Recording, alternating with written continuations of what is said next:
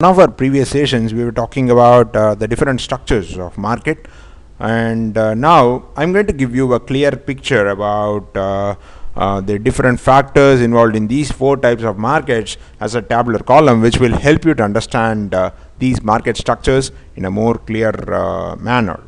Now, first, let us consider the number of firms. In a perfect competition, there will be many firms in the market which compete and bring out more profitability to their products. For monopoly, only one firm is there, only one firm, and it concentrates on the whole market, and therefore it is called as a monopoly. In oligopolistic market, the number of firms is minimum of 2 and maximum of around 5 to 10, because there are very less number of competitors. Barriers to entry are really significant here, so there is very less number of competitors and they determine the market demand and supply. In monopolistic competition, again it will be many. In the size of the perfectly competitive firm is very small. The market is very small for this type of competition, whereas for monopoly it is very large because only one firm, but it has the whole market to cover. So it is very large. And for oligopoly, again it is very large because there are very less number of firms, but the number of consumers is very high. And in a monopolistic competition, it ranges from small to medium. It might be either small or even extend up to a medium size competition. What is the nature of product? For a perfectly competitive market, all the sellers sell the same type of a product, whereas in monopoly the product is very unique because there are no other competitor to the product. So the product is unique in a monopolistic market. In an oligopolistic market, the products are identical. It is identical or differentiated. It is not the same product which the sellers sell, but they sell identical products. And in monopolistic competition, it is only differentiated products, no identical products here. As far as entry barriers are concerned, in a perfect competition, there is no entry barriers. Anybody can come into the industry, do their business, and gain profits and create a competition. In a monopoly, the barriers to entry are very significant because the basic principle of a monopolistic market is to avoid competition. So in that case, there will be a lot of barriers to entry for new companies to come into the market. And again, in oligopoly, it is significant because only very few companies are there, so significant entry to barriers. And for monopolistic competition, the barriers are very few. It is not none, it is very few. As far as government intervention is concerned, government does not interfere in a perfect competitive market, but in a monopoly it interferes because in many cases the government itself holds the monopoly of several products, like electricity in a country like India, where electricity is not given to private providers. And in oligopoly there is some government intervention to keep the fewer companies in check. For example, if a food-based chain is setting up prices, the government interferes and sees to it that the prices does not affect the consumers in a very significant manner. And again, in a monopolistic competition, there is no government intervention.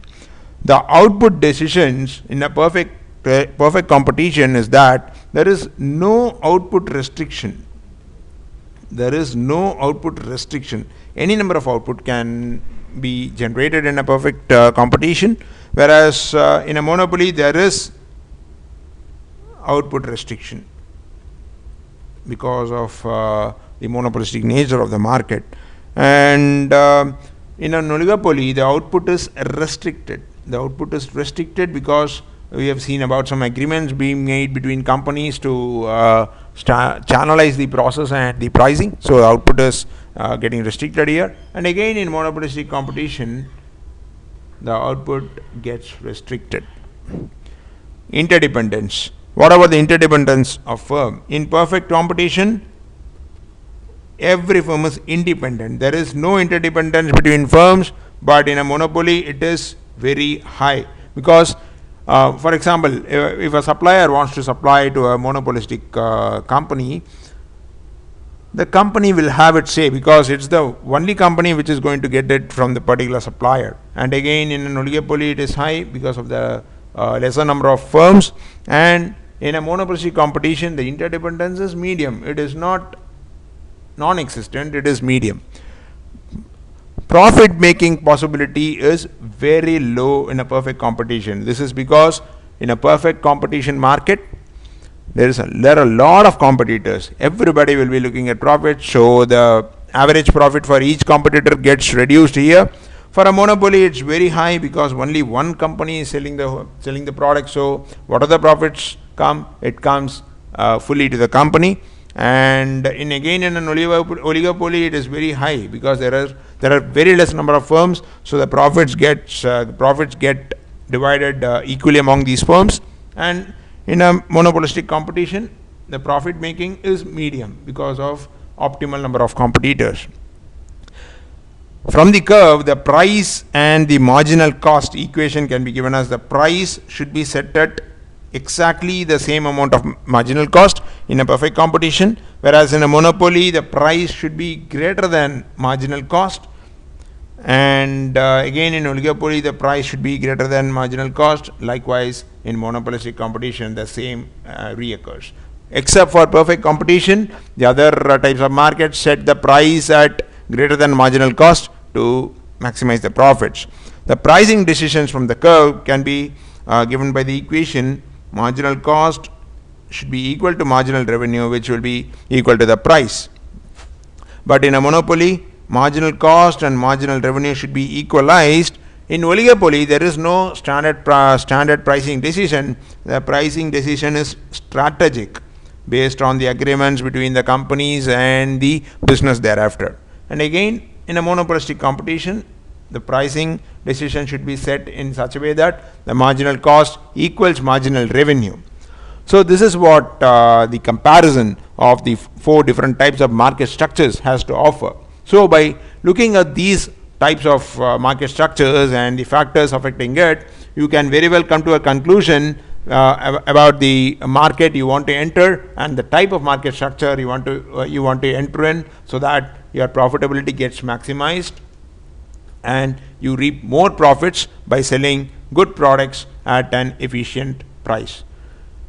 We'll meet you in yet another session about an interesting topic. Till then, goodbye. Have a nice day.